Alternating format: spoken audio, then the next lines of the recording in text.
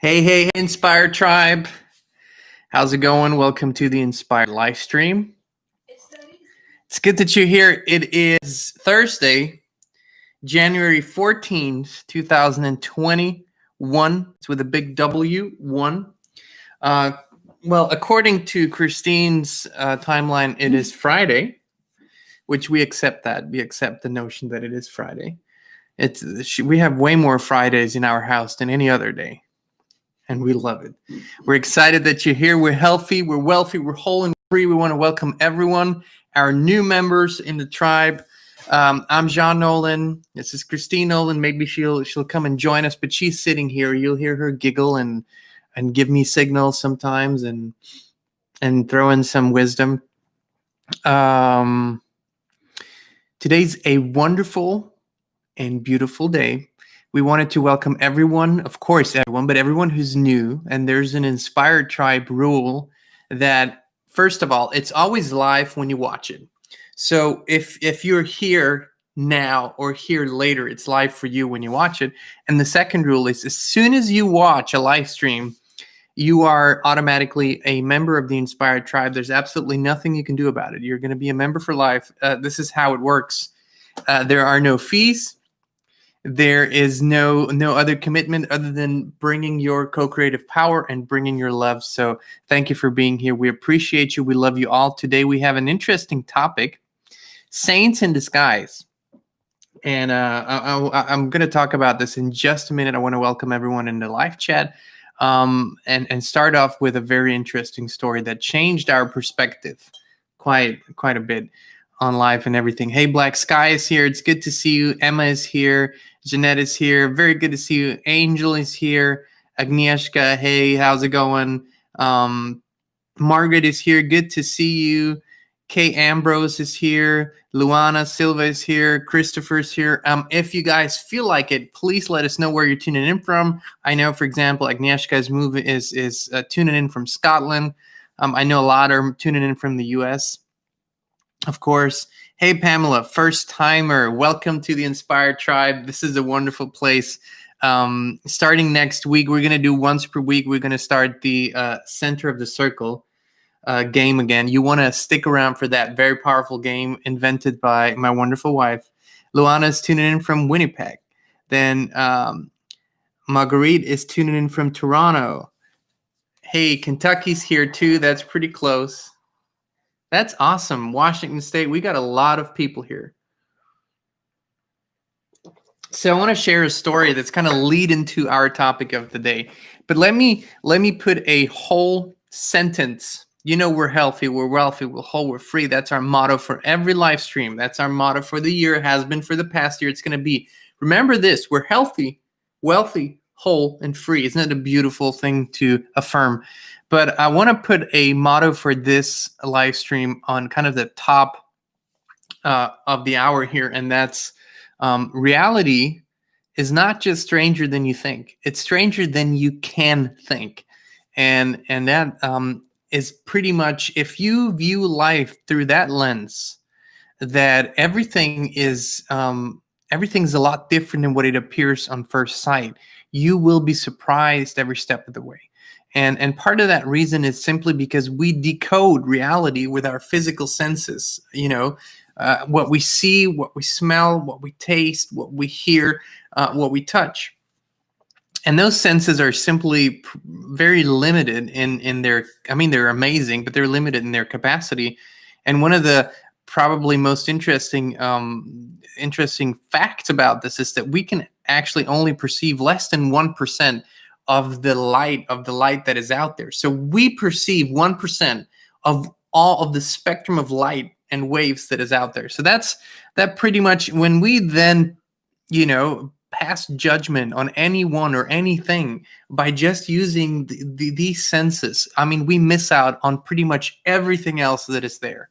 And so that's an interesting thing. And I want to tell you a story. Kristin and I, for a long time, over 15 years now, we have pretty much not subscribed to any ideas of mainstream medicine. We aren't really going to the doctor, take medicine or anything like that.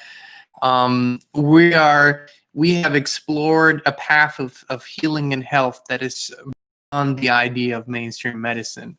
Not to discredit everything or to say it's all good, it's all bad, but just our own path. And it was holistic healing, energetic healing, natural healing.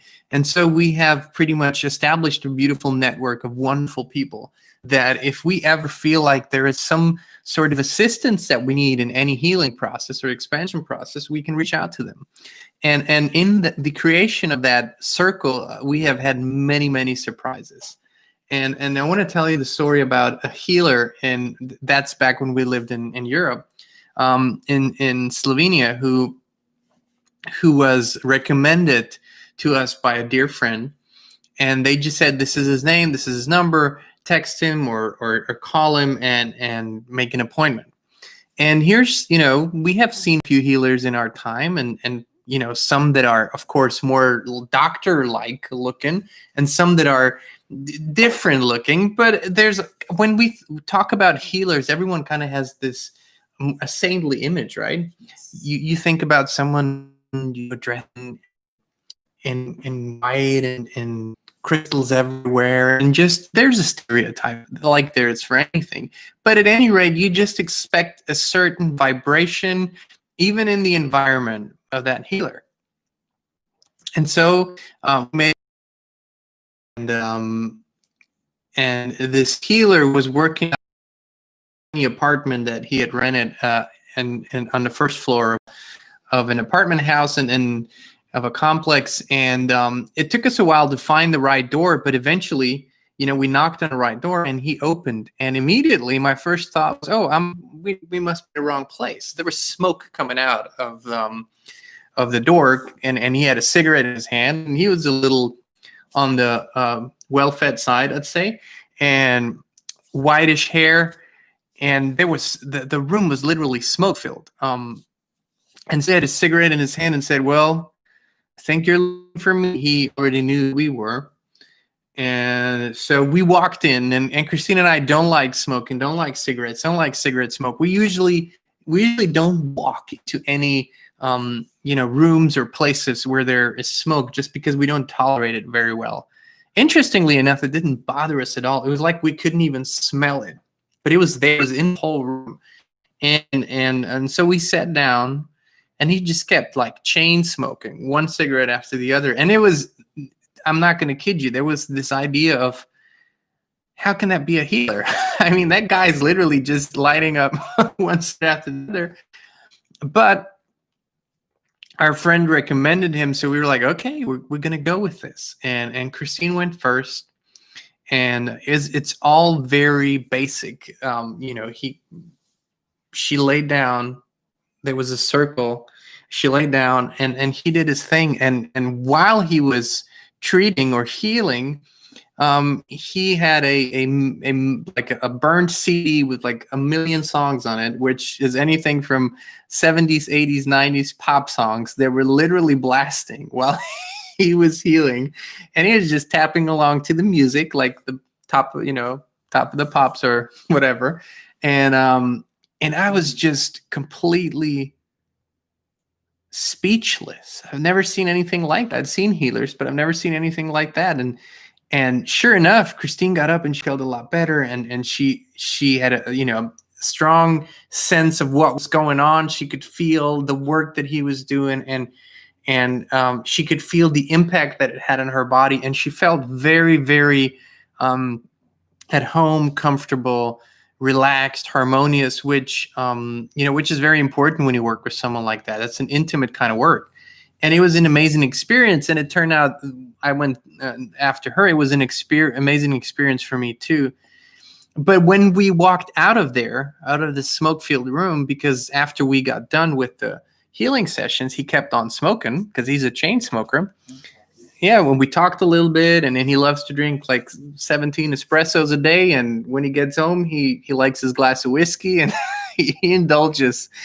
And our whole concept of expectations, of how we look at people, of what we expect of someone who calls himself a healer, of how we have preconceived ideas, was literally completely in that sense, because what he did and when he worked with was very successful. And everything that we expected, usually after a healing session, you first feel relief, then it gets a little worse and really good. And all of that had a wonderful experience in that sense. But more importantly, we allowed ourselves to challenge these preconceived ideas about how healers look, about how supposed to look, and then this became a broader image, because often enough we did those more stereotypical people that if they do energy work, they dress a certain way, their practice or place of work looks a certain way, their words, their expressions are a certain way. It's all in line with what you would expect because of the images that we have, which doesn't mean what they do. And what was so refreshing was to understand that it is only our idea that determines whether we pass judgment or not. And we were so overwhelmed, because this wasn't just a little off, this was really off. So we were so overwhelmed that really there wasn't no time past judgment, or just experience. And it turned out we kept coming back, and we sent a lot of friends and family his way, and everyone had a very similar experience. But our friend, he became our friend after a while. I mean, he's a very funny man. He's a smart man, educated man, a really, really wonderful healer, and a no bullshitter. He'll curse if need be, if he feels that there's a need, and he won't hold back. And he really is authentic, really, really authentic in every sense of the word. And then after this experience, we began encountering more and more people that didn't look the part, they were really the part. They didn't look like they were enlightened masters. They didn't look like spiritual masters. They didn't look like healers, but they were the real deal. And that changed our whole perspective. And we started opening up to the possibility and the idea that there are many wonderful enlightened people around us that we never give the time of the day, because they don't appear the part, they don't look the part. Our senses are in the way, because you look at someone and he just, how could this guy that looks like a homeless dude, or how could this woman who maybe she dresses provocative, how could she be enlightened, or what, all these things. But we have found great friends, and we have experienced great wisdom in conversation so often with people that you wouldn't expect it from, just because of a stereotype that you hold in your head. And then on a broader spectrum, where does this come from? Why do we do it as society? And more so, how are these ideas being pushed on us through the media, through movies, through everything that's in the popular space? How are these ideas being presented to us? And I would go as far right now as to say that reality, if you want to look at our human construct reality, our society and how it operates, is almost a 180 flip of how things really are. It's almost always the opposite of how things really are. And so a lot of times when the media or science or whoever will put a stamp on a certain person, that they are a liar, that they are bad, that they're wrong, that they're a threat, a lot of times these are the people you should research a little deeper and look at a little deeper, because a lot of times it's quite the opposite. A lot of times these are the quote unquote saints in disguise. And I'm not talking about the religious sense of saint, like a almost perfect being with no flaws and no sins, but the ones who hold a really high intention. And I always say there's three measures if you want to look at someone. The first thing is, of course, it's really important what someone says. It's more important what someone does. It's most important why someone does what they do. That's really the most important measure, and that's the thing we not see. But what their intentions are, we cannot see and observe.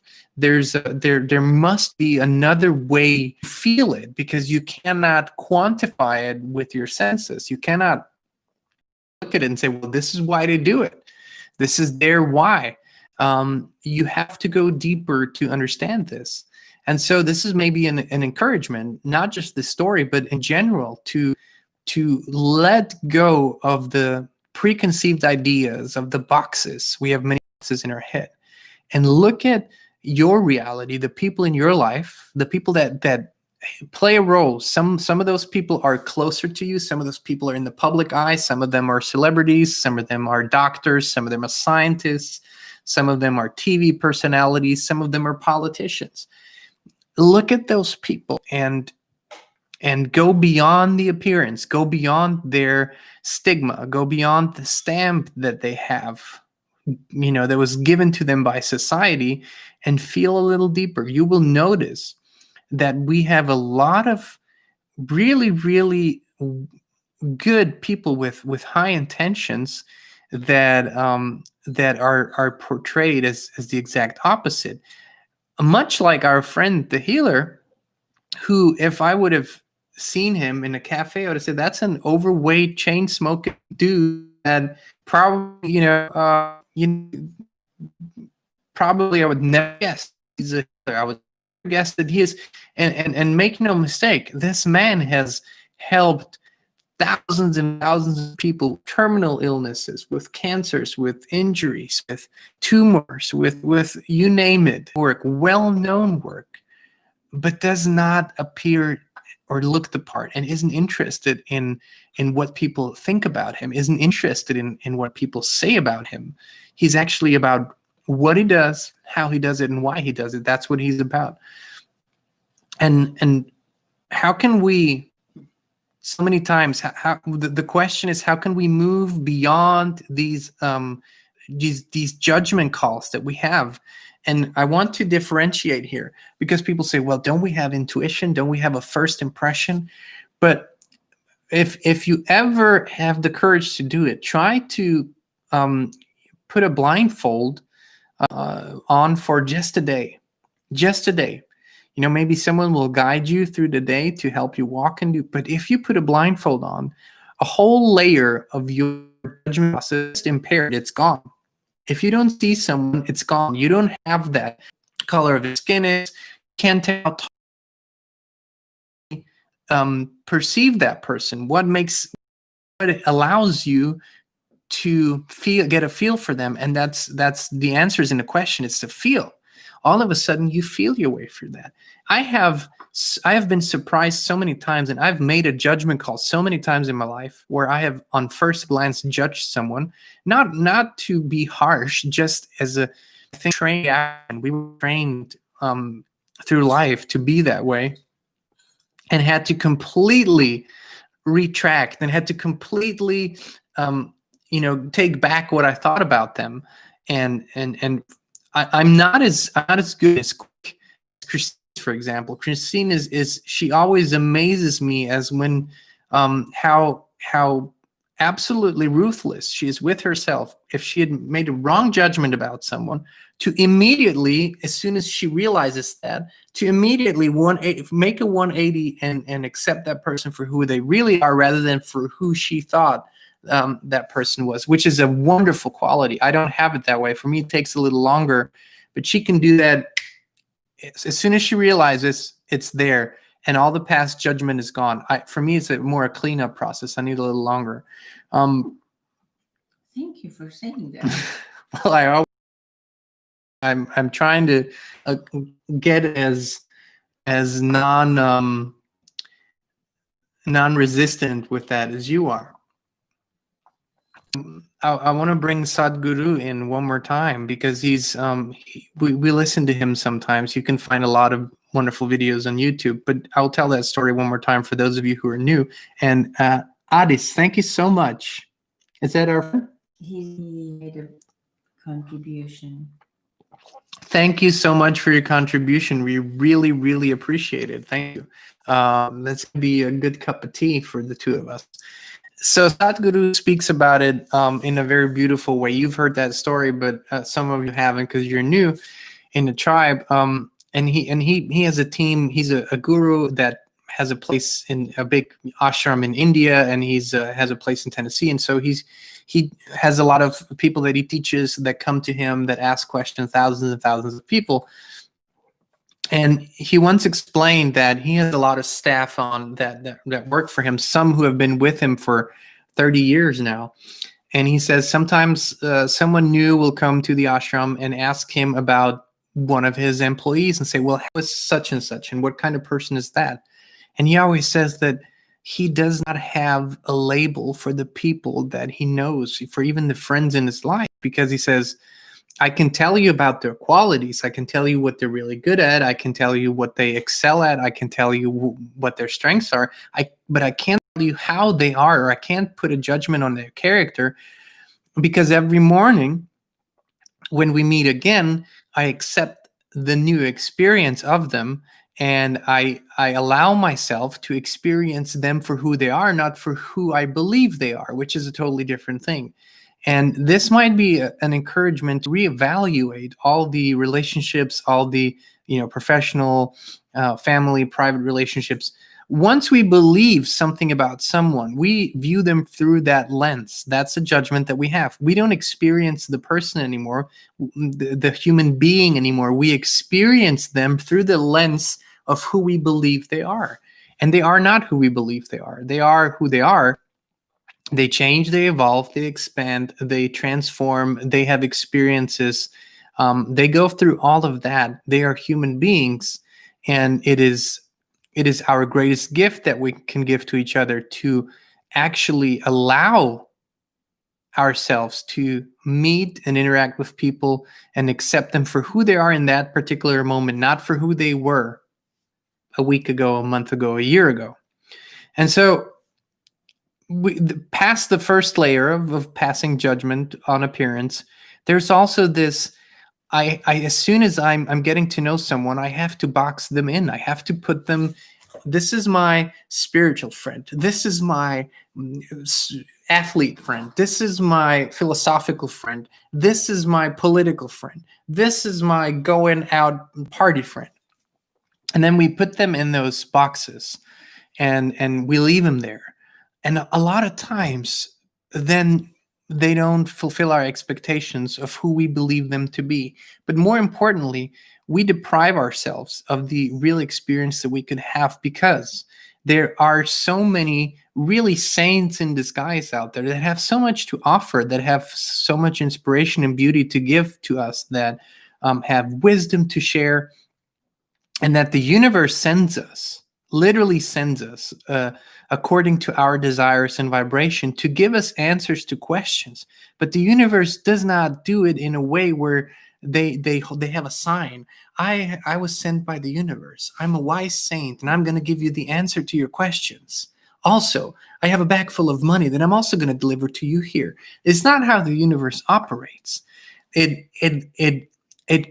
creates these beautiful synchronistic situations, but you have to participate actively in accepting them, in living them, and in remaining open, because the answers so many times are the words from a person in front of me at the grocery store who was paying for their stuff.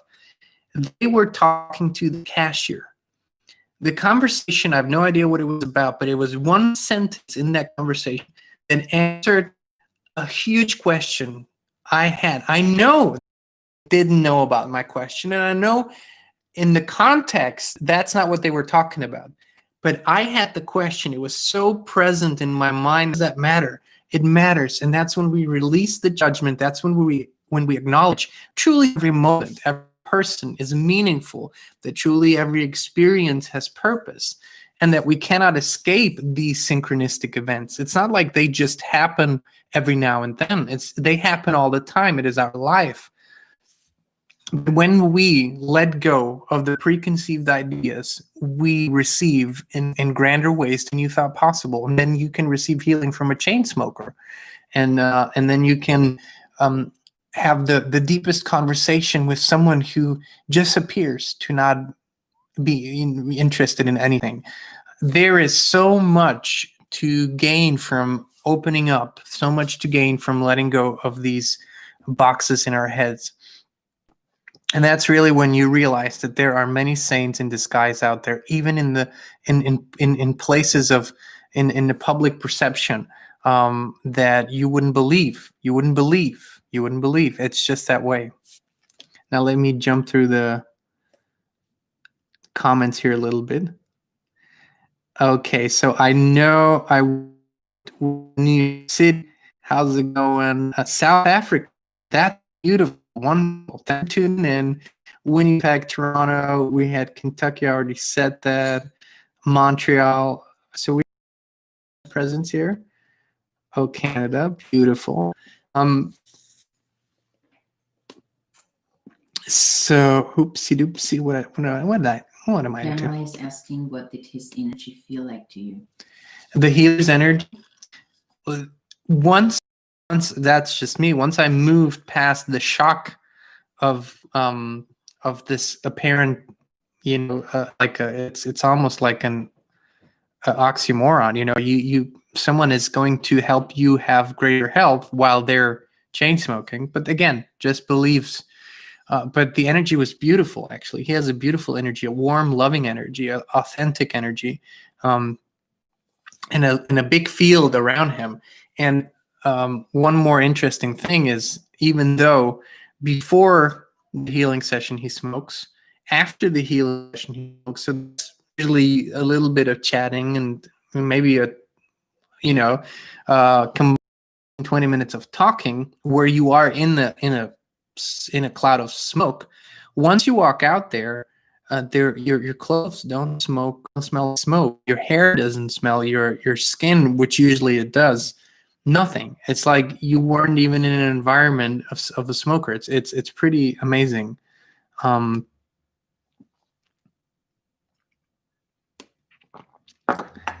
Angel says, my grands used to put tobacco on on my evil wash string. You have to wear the glasses, I feel like. You know what? Here you go. Wasp stings. Oh, wonderful. Let me see. You're so welcome. Kay Ambrose says, thank you for sharing the story. You're so welcome. Rose says, I'm a wizard, but I don't look like Harry Potter. Every wizard looks a little different. Christopher said, sometimes the light seems dim when looked at in the daylight. So true. That's a beautiful, beautiful observation. Very true. Very true. Jeanette says, I see everyone as light source. And that, truly, that's the way, I feel like. And I can't say that it always works. But it's never about the people around you. It's about how you approach them, right? And what space you are in. But it's that way. I don't know who it was, but a long time ago, someone said to me, what if you would look at every person that you meet and first and foremost acknowledge the divinity within them, whether they acknowledge it or not. And I've always said one of my favorite greetings in the world is in lakesh alakin, which means the divinity in me greets the divinity in you. That to me is the most beautiful way of approaching someone. And if that's the first thing you do in your mind, to say the divinity in me greets the divinity in you, I promise you, your conversations, your experiences will go in a whole different direction. And especially, I've been practicing this more because since the very beginning of this pandemic of last year, Christine and I have been following our inner guidance. So we're not wearing masks and we're going into all the public places. That's just our guidance, our research, our everything. And of course, sometimes there are angry looks and angry faces, but if I go out and if I put this aura around me that my divinity greets their divinity, and that really we all are divine beings, it changes things. And so we didn't really run into any problems with that, which I know some people have, but we really haven't. So that's a what. Some artist is asking, do you guys ever fight? Fight? No, not fight. No, Argue. sometimes we have an argument. Sometimes there's a little bit of bickering, but not fighting. No, Fight, no. I couldn't remember. No. Good question though. Rose, she was just thinking that saying beautiful, very beautiful. I've been working on seeing the Christ in people. Yeah, that's a Christ consciousness too. And once again, a lot of times when you do that, you will realize that when you have that conversation, that the other person might not feel it within them yet. They might not acknowledge that they have, that they are divine in nature. It doesn't matter. When you treat them that way, it helps. You inspire. Jeanette says, I feel you both love each other a lot. You can't really put that into words, as much as we have tried over the years to come up with words to describe that. There are none, but there don't have to be. There really are no words to describe that. Inspired Tribe. This was a wonderful week, the first week of live streams this year. For those of you who are new, once again, welcome to the tribe. We also wanted to let you know that for the time being, we're still have the live streams on YouTube. We are slowly. There's a social media platform that we enjoy very much that have their own infrastructure, and they're about free speech, and they're about, it's not a topic-based thing. It's a principle thing. And so we're going to slowly transition over to Gap. This is going to be a new experience. So for a while, we're going to be here. But just they're literally expanding so fast. I think they have been 40, 50 million users in the past days. They're upgrading their infrastructure. It's all their own servers and everything. It's going to take a little bit, but please look us up, Inspired, on Gap social media. Maybe make a profile there. It's a really great interface. We love it. It looks great, feels great. It's easy to use, but they are slow at the moment just because they're expanding so fast. The idea is that we will let you know when we're ready to move over. So please, the easiest path for us to do it is if you sign up for our email list. If you click the link that's pinned to the live chat, just sign up for the email list, and we'll inform you when we're leaving and where we're going to, and send the links. So that way we're connected no matter what. For those of you who have been with us, our channel in the free speech that you experience in the live streams, that's what we've been doing. Nothing else, nothing more. But 3 times we've been taken down in the past.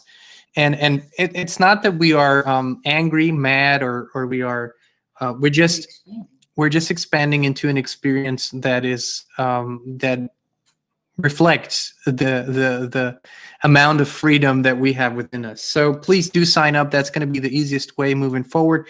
We're going to be here again on Monday, 2 p.m. Central Standard. So the schedule is Monday, Wednesday, Thursday, 2 p.m. Central Standard, always the same time in the live streams. Next week, we're going to implement the Center of the Circle game, which is directly aimed at you. You are the center of the circle.